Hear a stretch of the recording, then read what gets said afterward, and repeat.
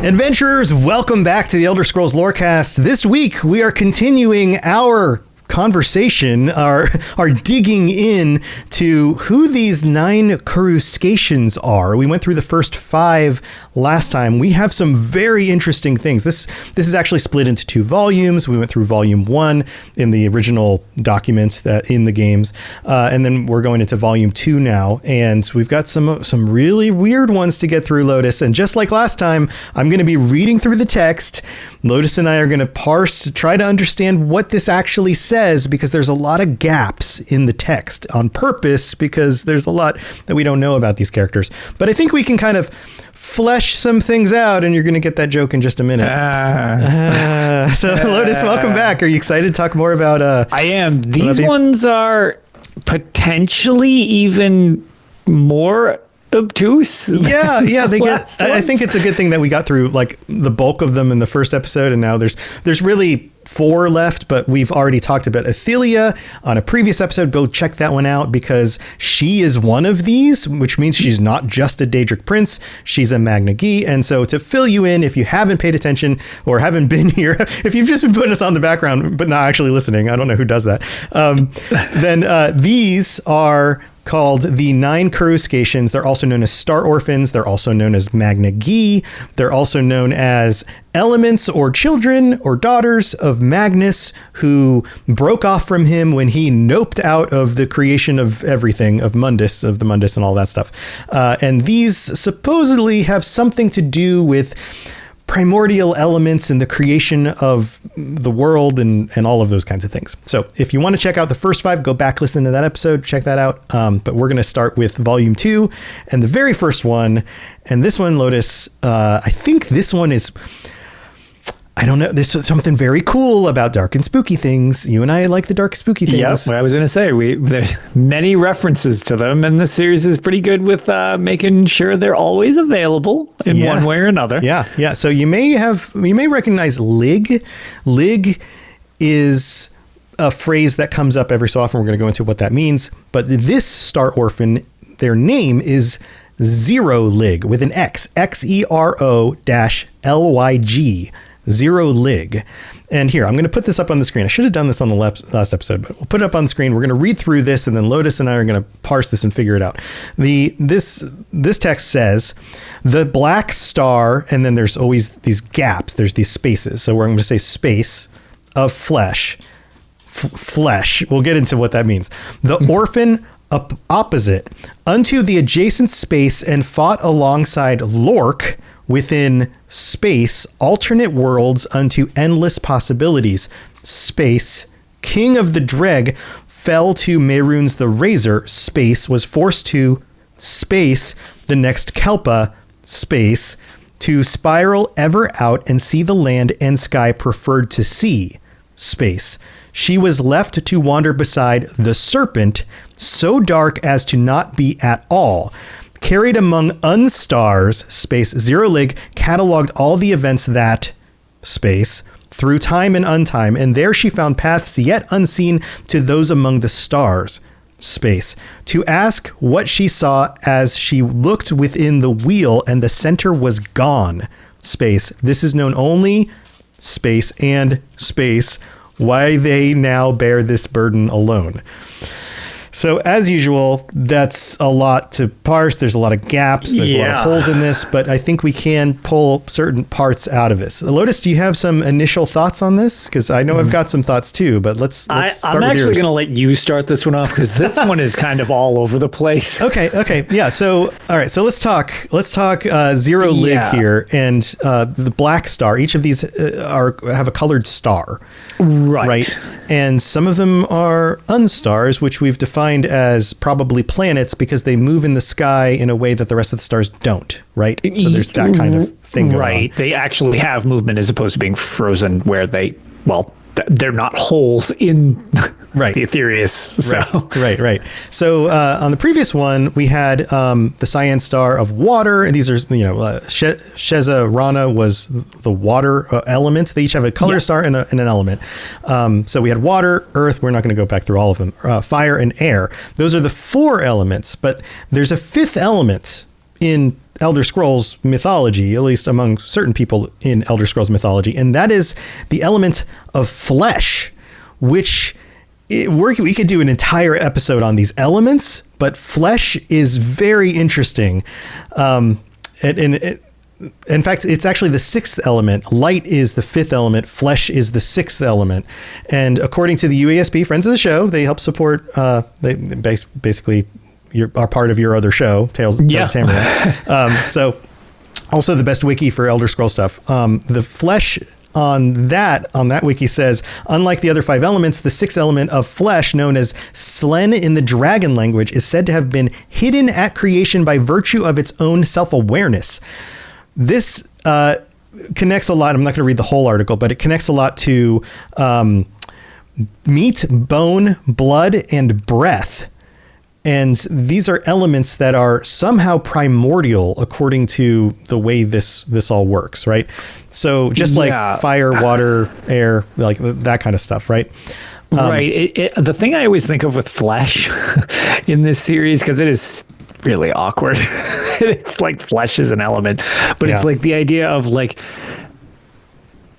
the idea of like someone being alive is an element, the way that fire is a thing, which is kind of weird as an element type. And it makes me think a lot of the old medieval style of medicine with the four humors. Yes. Where it's like, you know, bile, what is black phlegm? I don't know. The four humors. There's like, but I think those were two of them, but yes, absolutely. But it always makes me think of that, except like, the combination of them makes a literal element of life, which is kind of weird. Right, including breath, which I think might be synonymous with something like a soul.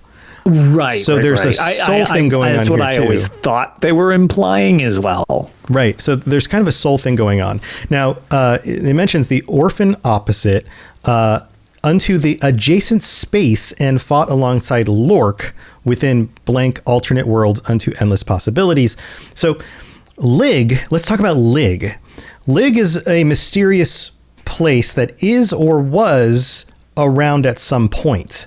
Now, Lyg has a very specific kind of interpretation of it being kind of like an opposite mundus. Yeah, this is probably where we should bring in the weird analogy of if you have, I believe it was explained, I hope I don't totally ruin this. Somebody can totally correct me in the comments if I'm a little off, but it's the idea of if you have a napkin and you put a glass on it, and it leaves a ring stain where the cup is, a stain, and then you take that napkin, now you can see what the other side is. That's Lyg. That's Lyg. So it's like this opposite kind of mirror version of reality. It's not a separate Kelpa. Although it may exist in a previous Kelpa, it is not the Kelpa itself. And a Kelpa, if you aren't familiar with that term, think of all of reality going through a cycle of creation, existence, destruction, and then rebirth, right? Every time that cycle happens, that's a Kelpa. Yeah. So Lyg we went into that in the Alduin episode because we might have screwed up a Kelpa by defeating Alduin. Right. So there clearly are previous Kelpas, or at least is heavily implied. Some of these godlike beings have actually found ways to continue existing and moving between Kelpas, or they just get remade every creation. Something like that happens, right? But Lyg isn't like saying, oh, it's the Kelpa before. It's kind of an alternate, like, negative version of I think matter, antimatter, or something like that, right? So I guess also, if we're going to go into like, because I'm trying to think of the best way, because this is a disaster to try to explain. It's very ambiguous. Yeah, it is. It's almost if you've seen the show Stranger Things, like with the upside down. Yes. That type of thing. I just know that's probably resonates where a lot of people have seen that. That's another which I think is a D&D thing. I'm not. Yes, I'm almost positive it's a D&D thing. They're pulling from a lot of D&D stuff. So that's another idea to it, at least how I've always understood it. Right. So think of it like that. Now on top of this, Xero-Lyg has Lyg in her name. We've talked about Daedric princes before. Their realms of oblivion are actually part of themselves. So to assume that Lyg, the place, is actually part of Xero-Lyg themselves might be true. That might be possible. So there's something going on there. Lyg and Lork fought alongside each other. That's Lorcan, right? The everybody knows who Lorcan is. If you don't, go back and listen to that episode. We won't go into that. But it seems like there was some sort of issue here where in Lyg, the king of Dreg, so in Lyg, the Dreg are the predominant species, or at least that's one of the things that's considered a possibility. And they fell to Merid-Nunda the Razor, was forced to blank the next Kelpa. So it sounds like Lyg has already finished their Kelpa and moved on. But the current version of the Mundus that we are in hasn't. It's been like delayed and continued. And so Lyg has in some ways disappeared. So it says here, she was left to wander beside the serpent, so dark as to not be at all. The serpent is a constellation in the sky. It's a constellation of unstars that move through the sky. It has other representations we won't go into here, but this idea that Xero-Lyg was a primordial force for the existence of flesh, the existence of like beings, individuals and beings and souls in reality. And they were strongly tied to Lyg, and then Lyg finished the Kelpa, and now they have no place left. They're kind of diminished, or at least invisible from what they normally would be. Yeah. Yikes. So maybe it's something like that, right? Like, and as I said on the previous episode, there is no definitive interpretation of this. This is all the information we have. So every interpretation is as valid as any other interpretation. So if you have some ideas, please comment. Let us know your thoughts on this. I was going to say, it's really just us making our case. With this one, much more you, because I was a little like, I have no idea. I've got a couple bullet point ideas, but beyond that, the whole overarching thing is much more on you for this one. But it's like, again, it's so limited on what we have with these. Mm-hmm. It's just how well can you explain why you think what you think, and that's pretty much it. Much as you can go with at the moment for definitive answers. Right. So this other part talks about carried among unstars. Xero-Lyg cataloged all the events that blank through time and untime, and there she found paths yet unseen to those among the stars. So it's like she's trying to find her way, into this other reality, or at least cataloging all these possibilities, to ask what she saw as she looked within the wheel and the center was gone. Okay, the wheel and spokes that's the Oribus, right? This idea of the Aedra, who are the foundations for existence and reality, and the Daedra, who are not our ancestors according to the High Elves, who are kind of in between the spokes, and this is kind of the formation of everything. And then if you look at the wheel as a whole, you've got Oblivion on the outside, and the very far outside you have Aetherius. In the center, you have Mundus. You have reality, like physical reality, where Tamriel is part of, as a continent in there, and all the mortals live, right? So when Lyg looks at the wheel, the center is gone, which is disturbing.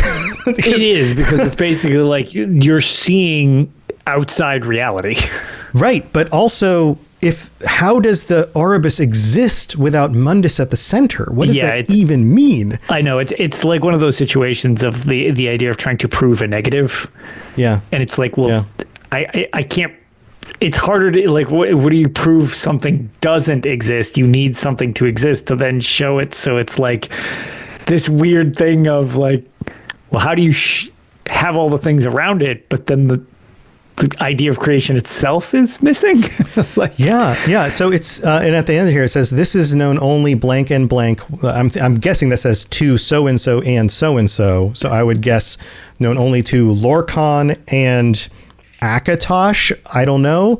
Lorcan's not around anymore, or at least not in the same form as originally. Not in the traditional sense. Not in the traditional sense. Maybe it was mantled by Tiber Septim. Who knows? Talos. But like there's all these possibilities. But why they now bear this burden alone? This is like it's only known to maybe two individuals, it seems, and they now bear this burden. They're the only ones who know that this is maybe the way things end. I don't know. It's implying something, but it doesn't seem obvious to me. But it does it does reference through time and untime. So all of these possibilities, if you think about Athelia, all of these paths, these potential realities. A big one is for anybody who's played the Elder Scrolls Online, with the reveal of Athelia and how they work. It gets real weird because you're seeing multiple versions of Athelia, and in fact, they refer to her as having multiple Athelias, but they're all there, and like they seem to know of each other's existence, but at the same time, they exist in different planes and different potential realities. It's like a multiverse thing, which is very common in movies and literature and stuff today. Sure. But like with Elder Scrolls, like this lore, some of this lore goes way back.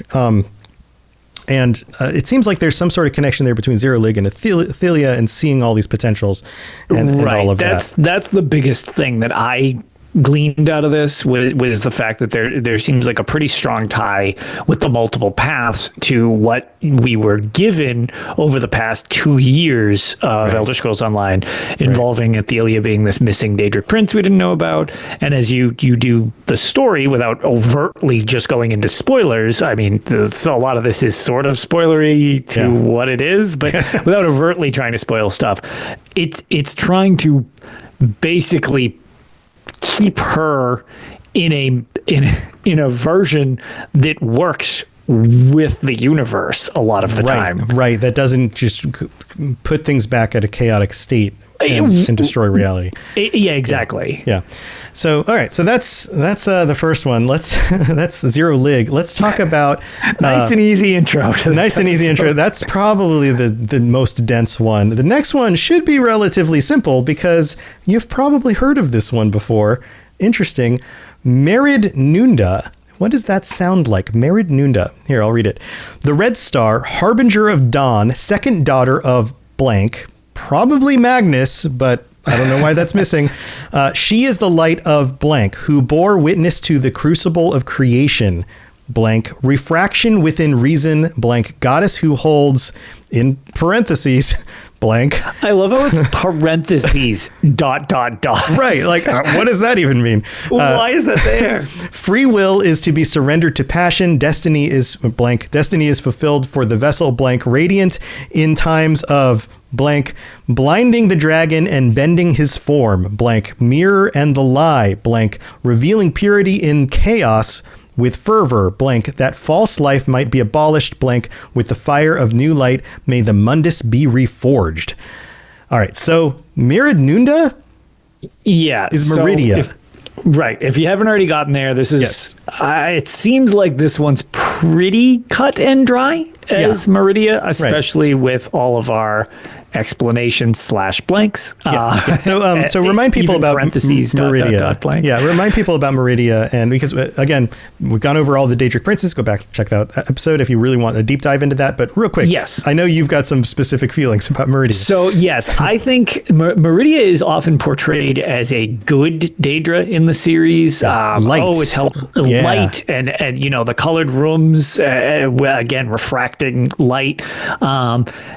Can't stand the undead, so a lot of times when you're dealing with the undead, her weapons and power is really beneficial to you. Right. Quote right on this thing. Yeah. That false life might be abolished. Exactly. It's like no undead. You're dead or you're alive. Those are your things.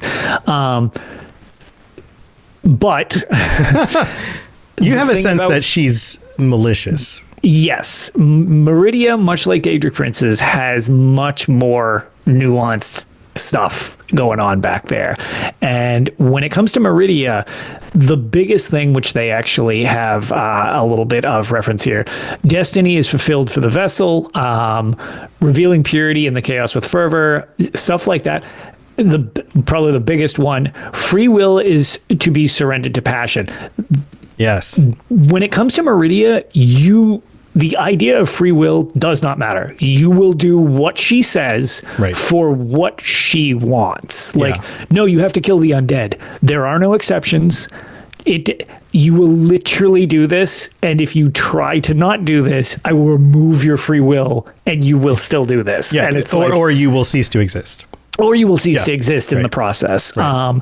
It's very much yes, we align with a lot of Meridia oftentimes, but it seems like a situation where it's only convenient that we're benefiting more so than it's like an intentional she's trying to help us. We just happen to also hate the same thing, as weird as it is. Right. It's like she has, so what I'm gathering even more from this description is that she has in her mind the way the world, the perfect version of the world needs to be according to her. And that does not include free will. That means that, radiant in times of blank, blinding the dragon and bending his form, that she is actively trying to manipulate the way time works. Yes. Like the dragon being Akatosh and the flow of time and the nature of reality, all of those kinds of things are all very connected.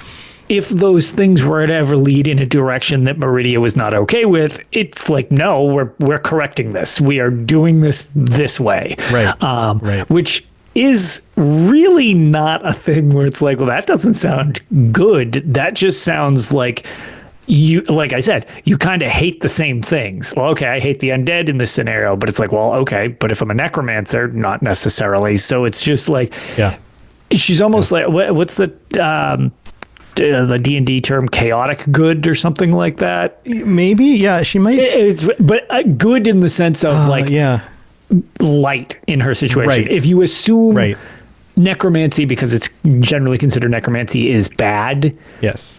There are no rules in which to get rid of this. Like, you do whatever means necessary. Right. It's part of her remaking reality. Like the line here at the end, with the fire of new light, may the mundus be reforged. Right. So it's like she's against very specific things. And though the mundus is in the situation it's in right now, she kind of does what she can, but she's also trying to change it as much as possible and potentially reforge it or destroy it in a way where it can be reforged and made into something the way that she would want it to be.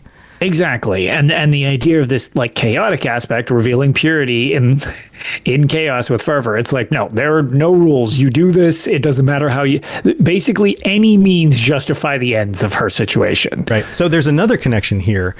We know that some of the star orphans, including Xero-Lyg and maybe Merid-Nunda, created Mehrunes Dagon in Lyg, in the bowels of Lyg, in order to bring about the end of Kelpas, in order to bring reality to its end, in order to bring about a new reality. This is very similar to the concept in Hinduism of Brahma, Vishnu, and Siwa. It's I think that's Shiva correct. is spelled like Shiva, Shiva, but it's pronounced Siwa. Yeah, it's not pronounced that way. Yeah. And Meridia gives me very strong Siwa feelings, like the sense of like the end is the beginning of a new beginning, right? Like this idea that like everything needs to come to an end so we can make it new again.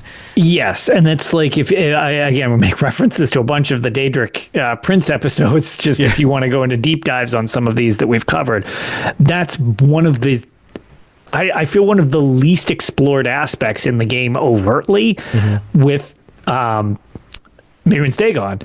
It's all about destroying everything, but with the purpose of it giving the, like, when you burn something down, the ash helps feed the soil to grow something new. Right. That's basically the idea. But it's like, okay, I'm just going to blow everything up so that way we can grow it all over again. It's like he's a mass fertilizer.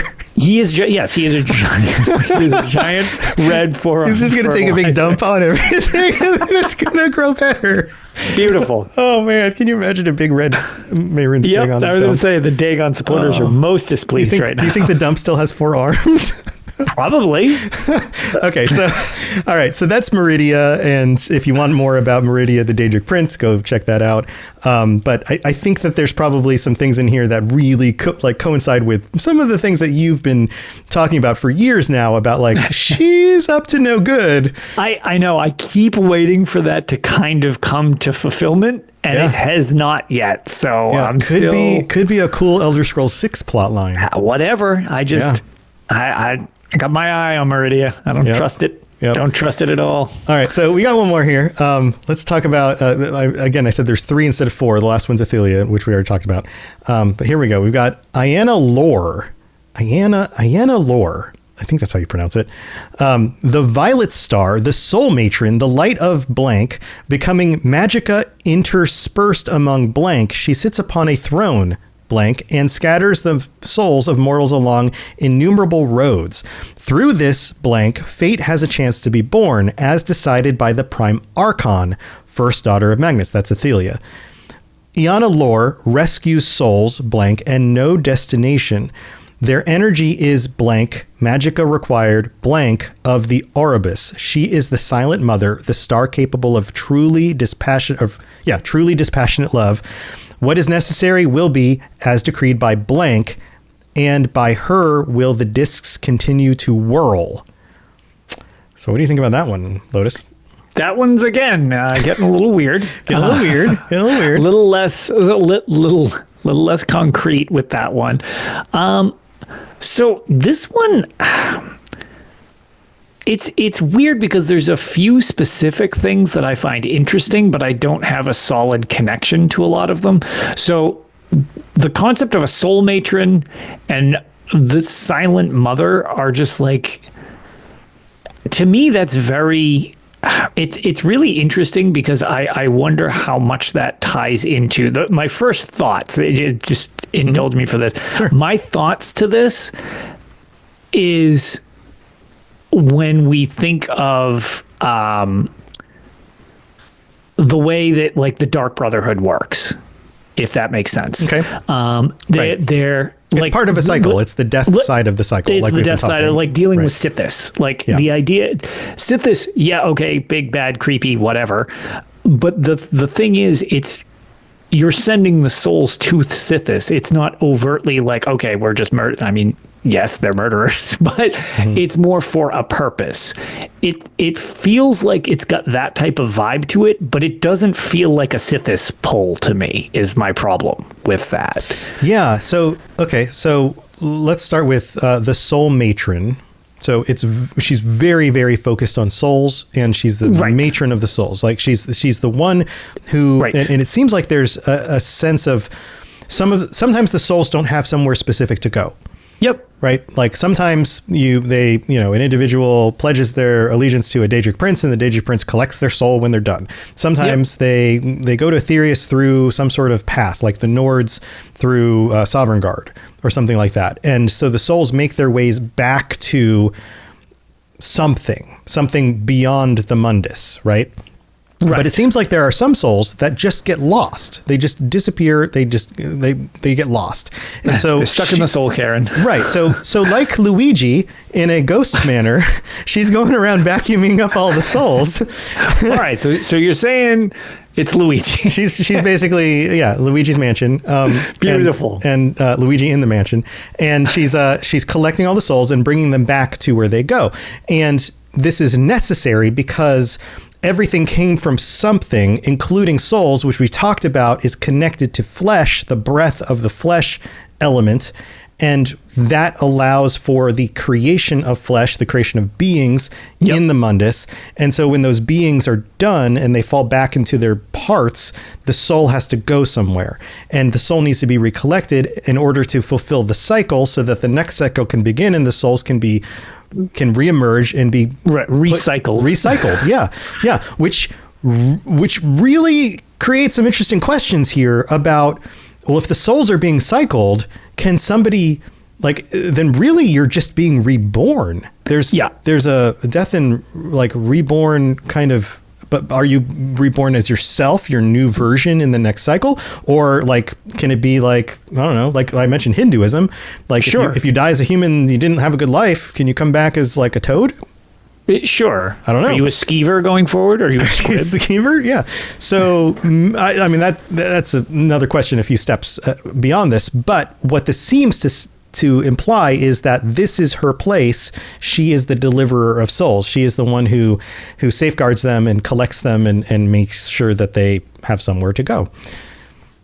So there you go. I think that one's fairly clear. And at the very end, it says, and by her will, the discs continue to swirl, right? It's the souls are a necessary element in order to keep things rotating or keep the cycle repeating. Something that I want to just shout out, NS Nick, actually, is something that I think just brought up in chat that I kind of like as a reference point that I guess I didn't really think of, because like I said, I even though I mentioned like the weird Sithis connection, but I didn't think it related to that. It was more just like it had parallels to it, but it didn't feel like it was where they were going with that, or at least that's not what I think it's going to. Mm-hmm.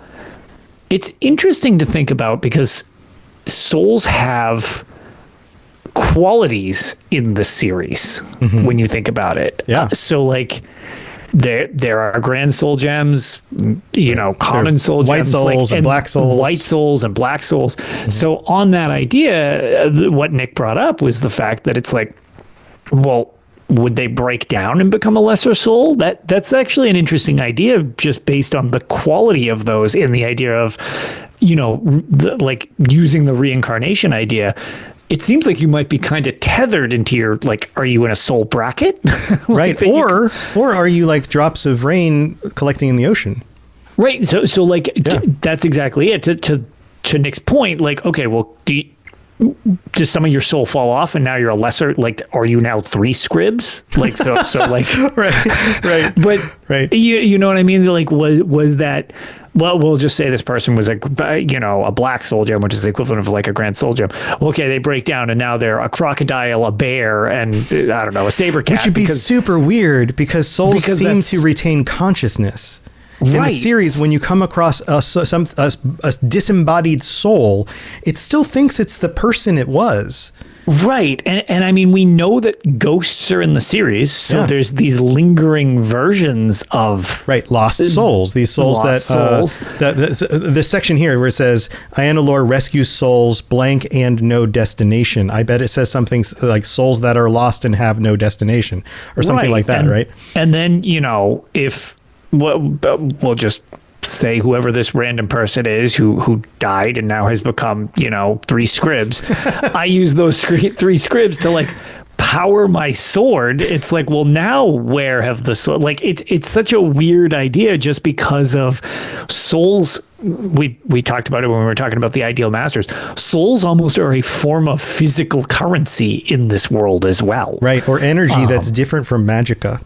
Right. It's just soul magic is different than just like magicka type of deal. It's so yeah. This is again one of those ones that's which might strange, make necromancy even worse. Right? Like necromancy is already a bad thing. You're also like making use of bodies that have died. You're playing with souls. You're re-imbuing souls in different things. You're taking your own soul and putting it into another place in order to make sure that you can live on as a lich. There's all this other weird stuff. But if you are actually like taking souls and manipulating them in really weird ways, that gets even worse, because it's not just like, there's my grandma now marching in this lich's army. It's like grandma's also powering his staff, and she's crammed in there with a bunch of other people. And so this one has like, again, this is one of the ones where I feel like there's a lot of interesting parts of other things, but I don't really have a concrete understanding of this one too much, as so much as like, there's a little of this, I feel, and a little of this and a little of this, and it's just like, this is another one that's these ones are a little more abstract for the most part, I feel. so NS Nick says in chat, grandma is an amulet now, which makes me think of the question for you, Lotus. If you had a loved one that was about to pass away, but you knew that they weren't going to go on to Aetherius, would you learn the magic to put them in a soul gem and then just like keep them with you? Oh, that'd be fun. I could make them into gauntlets. Yeah, or like an amulet. You just like wear grandma around your neck and keep her close to your heart. Grandma's with me always. Me always. Literally with me always. Literally with me always. Yeah. Except for sexy times with the wife. The grandma has to go in the other room on that. Grandma goes in the drawer at that point. But on that on that less disturbing part of that comment, it's interesting because like whether or not they would feel like okay in that scenario is also something, because there's all sorts of different versions in the series of people kind of being transferred around as soul currency and things. Yeah. Not all of them sound very pleasant. In fact, most of them sound rather unpleasant. Right. Oh, we did. I mean, I remember we did episodes on all sorts of weird ways that, like, in speculation about how souls work. I think it's one of those things that's still open to a lot of interpretation. For sure. Right. Yeah. So. Yeah. Well, there you go. Those are the 3 other star orphans that we didn't cover in the first one. Last one, of course, Athelia. We already covered that, so go check that out if you want to know. But long story short, we don't actually know what her real name is. It's not like she has one of these dash names. It's probably just Athel dash Ia. It's Athel and then Ia or something like that. Leah, something like that. Leah. Something like that, right? Sure, we'll go with that. But she's the prime archon. So whenever you hear prime archon, that's who she is. She was the firstborn of this group. She's the queen of fates unwritten. And because all of these have something to do with primordial reality and the way just reality works in general, she has to do specifically with this idea of like the potential possibilities of where things can go. And isn't too happy when, somebody like Akatosh comes along and is like, nope, this is reality. This is time. It only moves in this direction. And she's like, wait a minute. That's straight lines. That's all we deal with. Right. So cool. Well, we're through this stuff. We'll be covering some other really interesting episodes on some future episodes. Also, we have the patron chat coming up next week. Let's see. It's already next week. The 23rd. So that'll be the 30th next week. So if you want to join us for that, you can. But that's going to do it for the main part of the show. We're going to take a quick break. We're going to go thank our patrons and we'll do some end of the show chat. So don't go anywhere. We'll be right back. This is Hamish Morak, Dragonborn, and you are educating yourself to the Elder Scrolls Lorecast. All right, here we are. This is the end of the show. We usually do this in the middle. We're doing these at the end now. And we have to shout out our newest patron, Nicholas D. Thank you for signing up on the Patreon. So glad that you are here. And our Daedric Princes get shout outs every week. Blinding Vision, Hircine, Kira C, Little Seizures, and Peter R. I'm still not used to that name yet. Thank you for your support. Patreon.com/Elder Scrolls Lorecast is where you can go sign up and join us. You can get audio ad-free episodes there. Haven't put video episodes up yet, but I might. Maybe that'll be a thing. If we have, the YouTube channel's been growing. So if you want video episodes, let me know. We'll figure out how to get that working and not too confusing and people won't get mixed up on the feeds and all that. I think there's a way to do it so that it actually pulls the audio from the video version in order for you to use either on the RSS feed. I don't know. I'll have to look into it. Yeah. I've never tried doing that before. Yeah, I'll have to look into it, but it might be a thing. And if enough of our now video viewers are interested, then that could be a thing. Just let me know. Comment below. If you're still here at the end of the episode, comment below. Let me know if that's a thing and I'll see if I can take care of it. Also, if you'd like to help out in other ways, you can rate the show on Apple Podcasts. If you leave a 5-star review, we'll read it out on a future episode. We don't have any other new ones of those this week, but thank you to everybody who does that. Thank you to everyone. We have lots of stars. You just don't say anything. So I'll just assume you like it, or you're just accidentally clicking too many stars, but I appreciate that too. Yeah, 5 stars on Spotify would be great. Liking and subscribing to the channel would be great. It's amazing what small percentage of people actually subscribe. It's kind of crazy. I know I do the same thing where it's like YouTube just recommends channels and I'm like, oh wait, I've watched like a dozen videos. I know I do that all the time where I'm like 13 videos into something. I was like, oh, that was a great series. I actually haven't been following this at all. Right. I'll happen to just like glance down and be like, why does this still say I can I never subscribed. I thought I was subscribed. Yeah. So that happens. But thank you everybody for your support and jump on the Discord, join us there. And then also we have to do our random UESP page of the day. These are always fun. All right, you ready for this one, Lotus? I'm really hoping it's bizarre. This it's not super bizarre. It's a little weird. It's the exact. Is it hyper mundane? It's somewhere between bizarre and mundane. Okay. It's a mount, but it's not a typical mount. So there you go. From ESO, the Hollow Soul Steed. So the Hollow Soul Steed is available. Let me see if I can pull this up on the screen. I actually don't know what this is. I don't know if you look on the stream, you can see it. That's what I. Yeah, so there you go. There's a quote at the top. Heck? Yeah, there's a quote at the top that says, "The great expanse between the planes of the Arbus is endless night, the outer darkness of the void." We just talked about the void. "Some few things, blessedly few things, live in this endless nothingness, and they are strange beyond imagination." There's a quote from Azender Al. Oh, it's Xander. It's your companion. Oh, okay. Yeah. Okay. Yeah, it's Xander. Yeah. Azan. I always have a hard time reading these names. I know. No, it's just good. Yeah. Xander. Yeah. So so this is a Hollow Steed. It's available as a reward in one of the crates that you can get. And so that's why it looks so wacky and weird. I was going to say, I don't hate that, but that's a little too high fantasy for me. Yeah. Here's the... Oh, this is not going to fit on the screen if I show it. But go look it up. It's got some like purple glowy bits around the outside. It's very weird looking. It's like... Yeah, that is bizarre. I'm not sure I've ever... I wonder if this is like super rare or something. I don't ever remember seeing anybody running around with this, or I guess maybe I don't pay enough attention to that. Yeah, maybe. I'm trying to make more of it go on the screen so you can see more. It's still not working. Anyway, I'm going to stop messing with that. But there you go. That's our random page of the day. Thank you, everybody, for being here. Lotus, you have anything else you want to share before we head out? No, not really. Just ideally we'll be recording another episode of Tales of Tamriel this weekend, just to cover some of. Actually, since the last episode was sort of the news on the reveals from the update 45 that just is in PTS for Elder Scrolls Online right now. Last episode was kind of news based, and we didn't really have time to do our usual Tales segment. So next show is probably going to be more just like us chatting about what we did in game.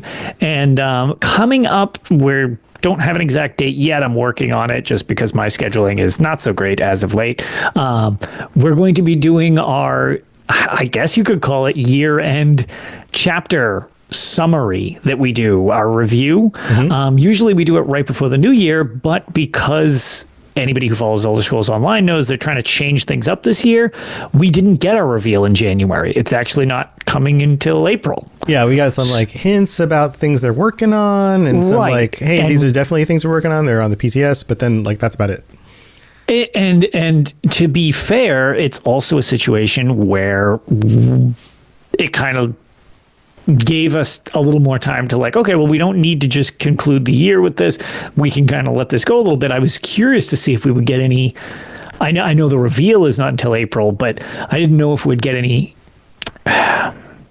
nudges as to maybe where they're going with the story, because honestly, waiting to see what's on the horizon now, because I would be surprised if anything's too story focused for a little while. That's kind of it. So I don't think we're getting much of a extra story thing this year. I'm curious with the change in that direction, but as a result, we kind of held off a little bit on our chapter review or year in review, especially because the last 2 years have all been one continuous story.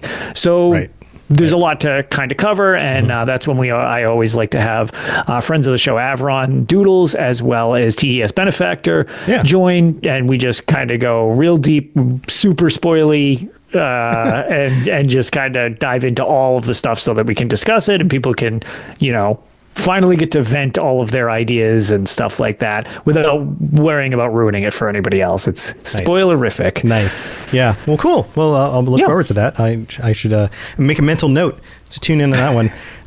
I bounce between a number of different shows, so like every now on my commutes to, I take my son to school and things like that. I'm like, what podcast am I listening to now?